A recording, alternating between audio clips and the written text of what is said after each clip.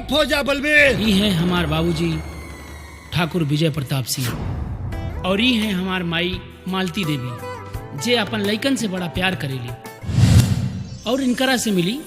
ये है हमार छोट भाई और हमार माई के तुलारा बिटवा सूरज।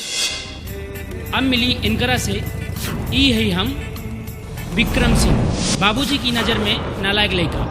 हमनी के सारा गांव जवार जाने ला, एक ही कॉलेज एक ही क्लास के आगे हम ना बढ़ीला। यूपी बिहार न के हुस कम्बा, यूपी बिहार न के हुस कम्बा। इलाहाबादी इलाहाबादी इलाहाबादी हई बानी बड़ा दम्बा। का रामू काका? अरे हई रिचार्ज नहीं के होत। सबसे पहले स्क्रैच करी 9 3 6 और ही है तो हो गए। मैसेज आइल। अरे हाँ हो गई। पहले मुलाकात में चुरा के ले गइल। हाय मेरा दिल, हाय मेरा दिल, हाय मेरा दिल, हाय मेरा दिल।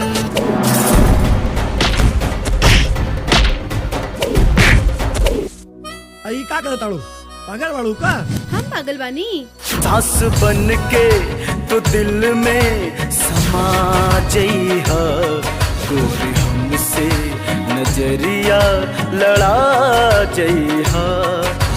का नाम बा तोहार? हमार नाम सोनी है। वो का है ना हमरे भाई के तू पसंद आ गई।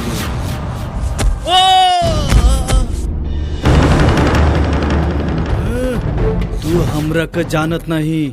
चुप साला, ये कॉलेज हमार हा, विक्रम सिंह के कॉलेज हा। छोड़ दे, बचाओ बचाओ।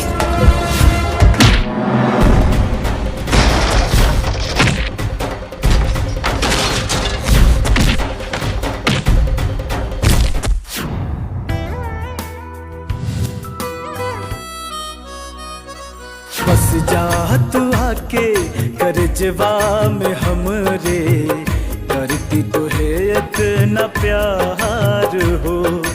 बस जा तू आके करजवा में हमरे, करती तो है इतना प्यार हो।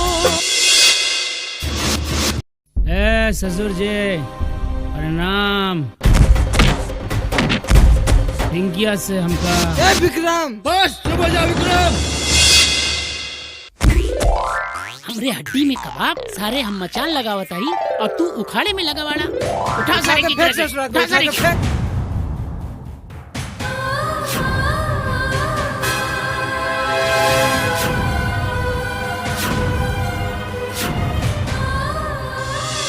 हाली उम्र कम से न हम बाने जी, कॉल सबर तने आवे दी जवानी जी, कॉल सबर तने आवे दी जवानी जी।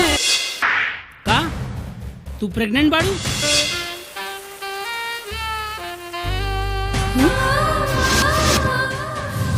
बाबा बाबा ये ठीक हो जाएंगे ना?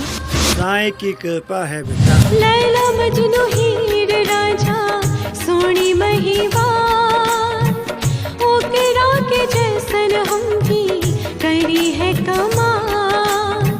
प्रेम जगत में हो जाए धमाल, ओकरा के जैसन हम भी करी है कमाल।